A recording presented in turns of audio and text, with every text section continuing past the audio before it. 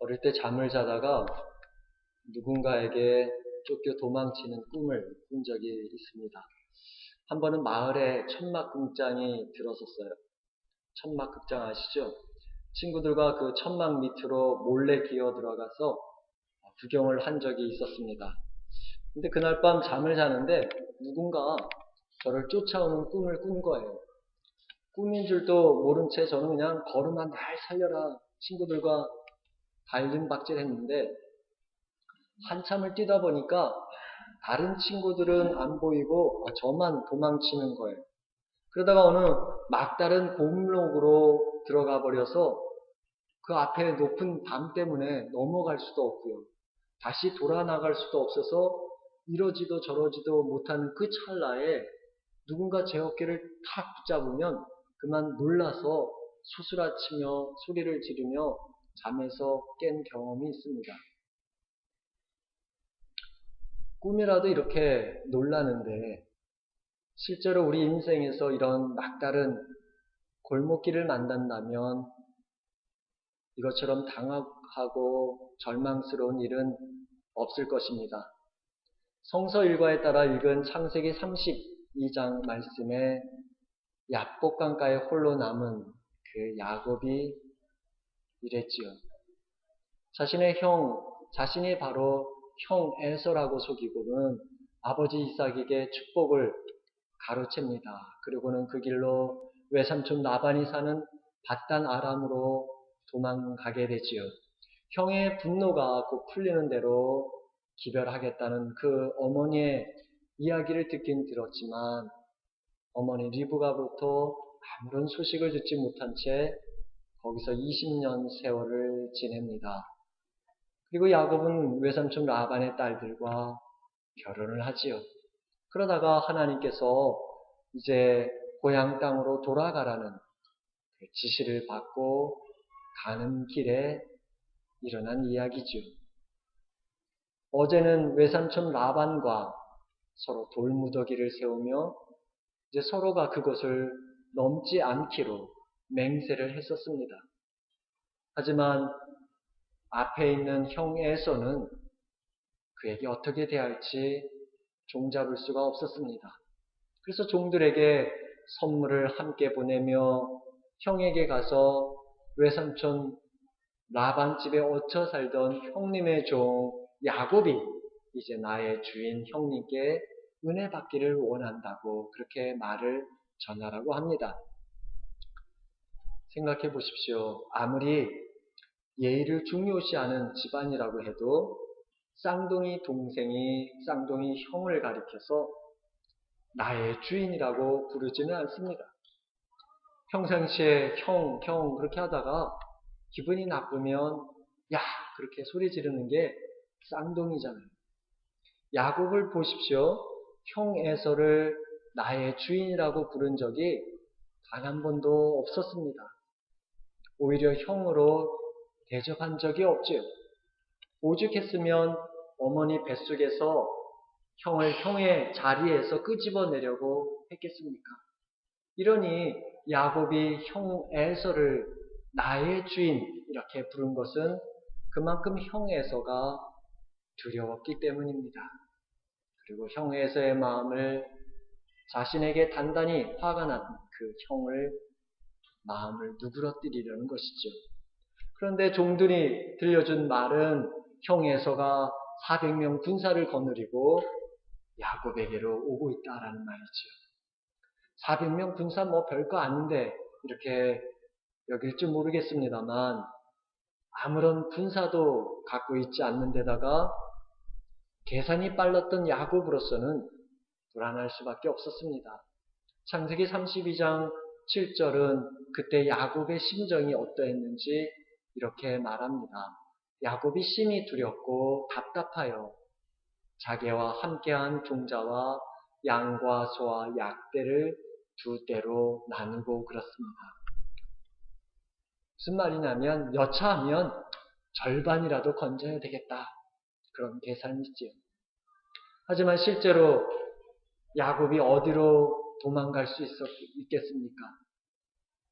어제 자신을 쫓아왔던 외삼촌 라반과 상호 불가침 조약을 맺으면서 서로 그 돌무덤을 넘지 않기로 맹세를 했으니 다시 그 돌무덤을 넘어갈 수도 없는 형편이죠. 그렇다고 400명 군대를 이끌고 오는 그 형 에서라고 하는 높은 담을 향해서 나아갈 수도 없었습니다. 이런 절망스러운 인생의 막다른 골목길에서 야곱이 할 수 있는 게 무엇일까요? 어느 유명한 수돈 원장에게 한 기자가 인터뷰를 했습니다. 언제 기도하시냐고 물었더니 그 원장이 하는 말이 예, 저는 힘들 때 기도합니다 그러더래요. 그러면서 덧붙여 하는 말이 저는 늘 힘듭니다. 여러분, 우리도 힘들 때 기도하지 않습니까? 야곱도 그랬죠. 불안한 마음에, 두려운 마음에 하나님을 즉시 찾습니다. 야곱의 기도는 창세기에서 가장 긴 기도문이죠. 내용은 하나님께서 전에 복 주시겠다고 약속을 하셨는데 이제 형 에서가 나를 공격하는 걸 하나님께서 막아주시지 않는다고 한다면 나에게 은혜를 베풀어 주겠다고 전에 약속해 주신 그 말씀이 지켜줄 수 없는 것 아니냐며 하나님더러 책임지라고 그렇게 말하는 내용이죠. 하지만 워낙 계산에 빠른 야곱이라 기도가 끝나자마자 형 에서의 마음을 어떻게든 인간적으로 풀어줄 목적으로 선물을 보낼 계획을 세웁니다. 그리고 그 선물을 한꺼번에 왕창 주는 것보다는 여러 차로 나눠주는 것이 효과적이라고 여기고 자기의 소유물을 총 5그룹으로 나누어서 보냈죠. 따지고 보면 무늬만 선물이지 마치 옛날 작은 나라 왕이 큰 나라 왕에게 바치는 거의 조공과 같은 수준입니다. 게다가 종들에게 가서 형을 뵈면서 내가 동생인 내가 보내는 선물이라고 그렇게 말하라면서 당신의 종 야곱이 이걸 선물로 나의 주인 에서에게 보냅니다 라고 하는 똑같은 멘트를 하라고 시키죠. 그런 이유는 자기가 지난날 저지른 잘못을 뉘우치고 자신을 형의 아랫사람으로 인정하는 것이죠. 그리고 그 선물을 통해서 형 에서의 마음을 어떻게든 누그러뜨리려는 것이고 동시에 아버지 이삭의 축복을 통해 얻은 그 모든 권리를 형에게 드립니다라고 하는 그런 뜻입니다. 우리는 여기서 야곱이 그런 마음을 가지고 있었는데 왜 부인들과 자녀들만 먼저 보내고 자기는 거기 홀로 남았는지를 생각해 보아야 합니다. 하나님의 축복을 확인하기 위해서 철야 기도를 하기 위해서였을까요? 예전에는 축복을 받으려면 야곱처럼 씨름하듯 기도해야 한다며 철야 기도의 모델로 소개하기도 했습니다. 하지만 그렇게 해석하기에는 좀 무리가 있지요. 왜냐하면 야곱이 하나님의 축복을 받으려는 목적으로 약복강가에 남아 홀로 기도하려고 했다고 이해하기보다는 야곱이 이제 더 이상은 자기 힘으로는 아무것도 할 수 없다는 그 사실을 깨닫고 하나님의 은혜를 주시길 매달리는 것으로 읽혀지기 때문이죠.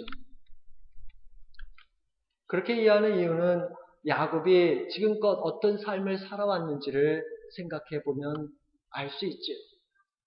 야곱은 무엇이든지 갖고자 하는 것은 반드시 얻어내는 그런 사람이었습니다. 그래서 무언가 목표를 정하면 수단과 방법을 가리지 않고 가졌지요.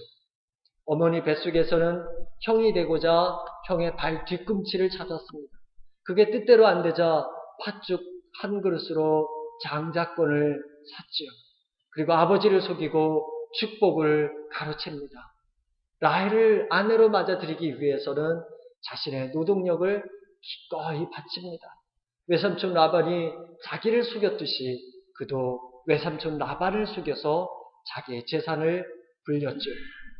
이처럼 야곱은 무엇이든지 원하는 것은 있다면 속여서라도 갖고 아니면 협상을 해서라도 그것을 움켜쥐며 살았습니다. 야곱처럼 수단과 방법을 가리지 않고 자기의 목적을 쟁취하려는 사람이 그 삶의 뭔가 달라지고 변화가 있으려면 크나큰 삶의 위기를 만나서 절망을 느끼거나 한계를 느낄 그때라고 심리학자들은 말합니다. 야복강에 선 야곱이 바로 그런 때였습니다.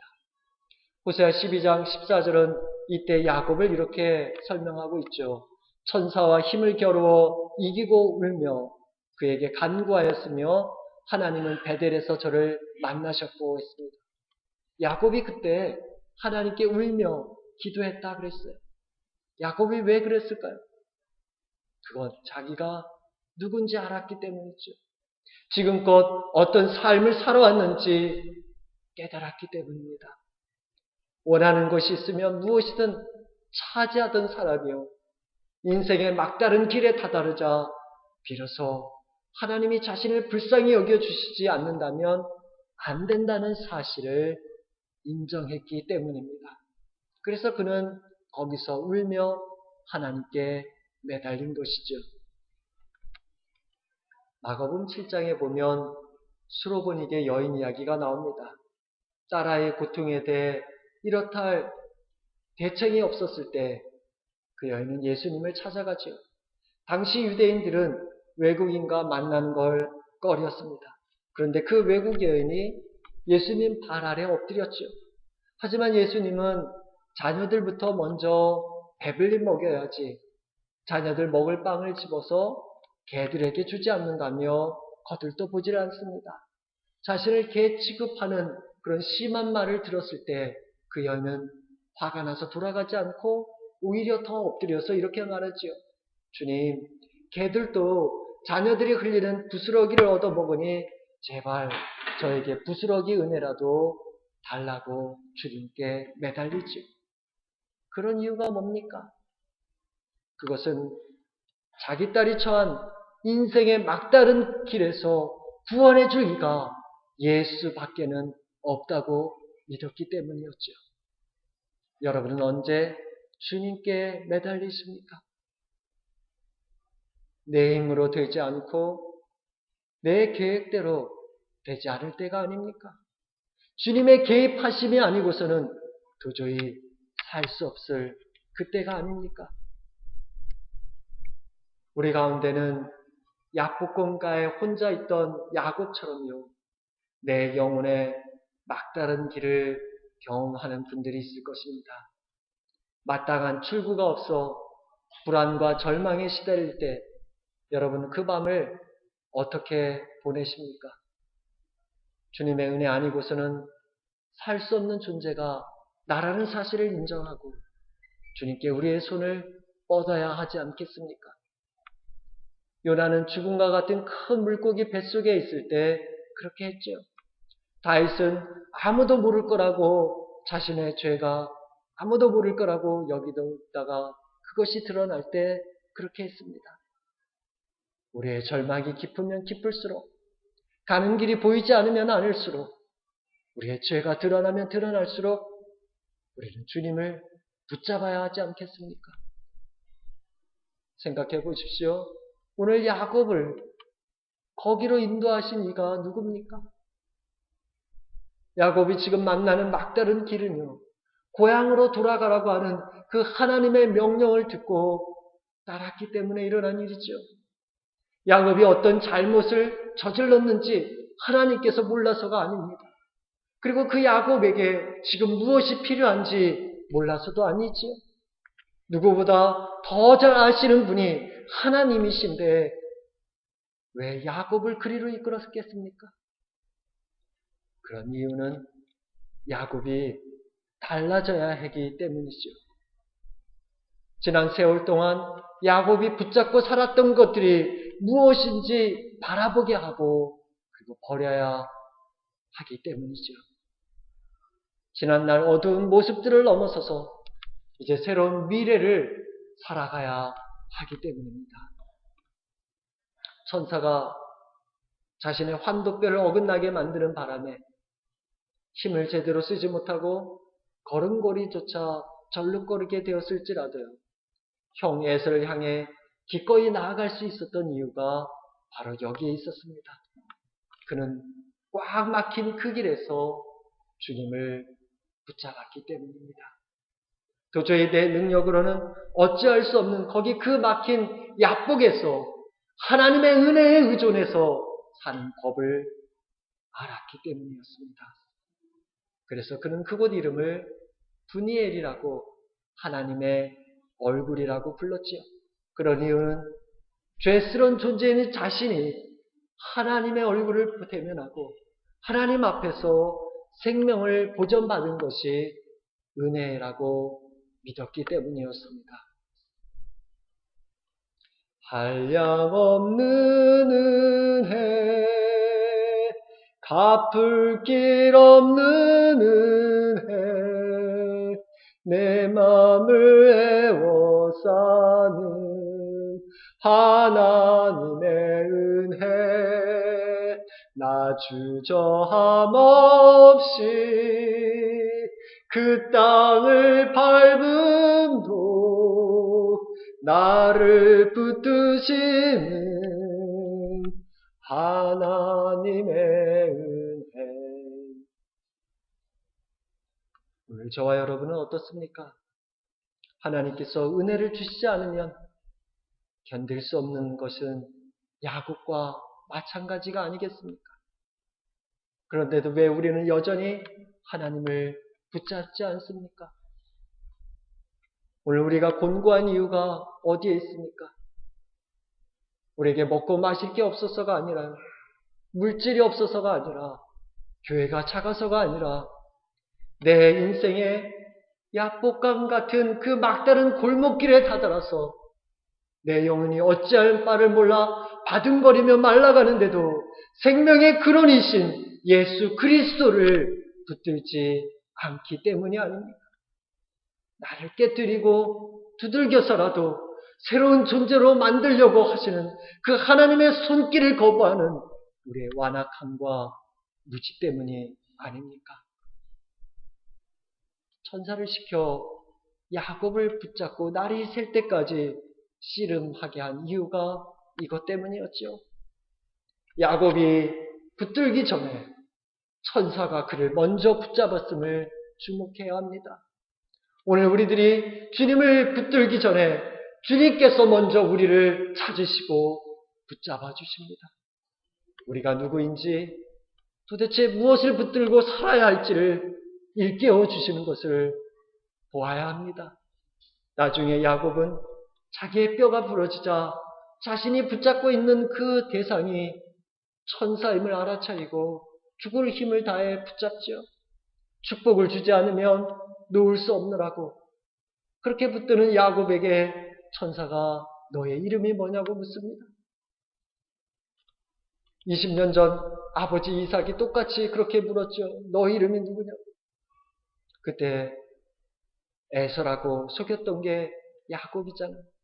그러나 지금 야곱은 자신이 그 야곱이라고 말을 합니다. 예, 제가 아버지와 형을 속여서 어떻게든 복을 차지하려던 그 못된 야곱입니다. 인정하죠. 자신이 누군지 고백하는 그 야곱에게 천사는 너가 이제부터 야곱이라 하지 말고 이스라엘이라 부르라고 복을 주죠. 그렇습니다. 우리 인생의 막다른 골목길에서 하나님의 축복을 받으려면 우리의 자신이 어떤 존재인지 고백해야 합니다. 나는 겉으로 보기에 괜찮을지 몰라도 그러나 사실은 문제가 아주 많은 사람이라고 성전에서 기도하던 세리처럼 울며 회개해야 합니다. 하나님께서 용서해 주시지 않는다면, 하나님께서 내 삶에 개입해 주시지 않는다면 나는 더 이상 견딜 수 없느라고 주님을 붙잡아야 합니다. 이런 거룩한 붙듦이 영혼의 막다른 길에서 갈 바를 몰라 헤매는 저와 여러분을 다시 보게 하고 다시 일어서게 하고 다시 주님의 사람으로 살아가게 하는 줄 믿으시기 바랍니다. 때로는 주님을 붙잡는 것 때문에 우리의 힘이 빠질 때도 있습니다.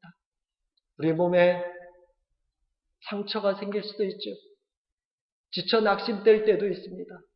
그러나 우리가 끝까지 붙든다면 우리를 또 하나님의 은총에 의존해서 살아가는 이 시대의 하나님의 사람 이스라엘로 새롭게 불려지고 새로운 사람으로 변화될 것입니다.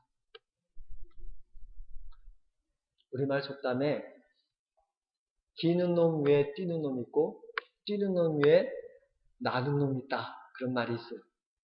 요즘 업그레이드 되어가지고 나는 놈 위에 또 하나가 있는데 붙어 다니는 놈이 있다. 정말 능력 있고 똑똑한 사람은 뛰는 사람이라 날아다니는 사람이 아니라 권력자가 누구인지를 파악하고 거기에 붙어 다니는 사람이에요. 야곱이 그런 거예요. 주님께 붙어 있지 않고서는 도저히 살 수 없다며 은혜를 주시길 주님께 붙어 있었습니다. 이 시간 축복합니다. 내 영혼의 막다른 길에서 나를 붙들어 주실 그 하나님을 발견하고 그 하나님의 은혜를 입고자 거룩한 손을 날마다 뻗는 저와 여러분이 되시길 주의 이름으로 축원합니다. 기도합니다.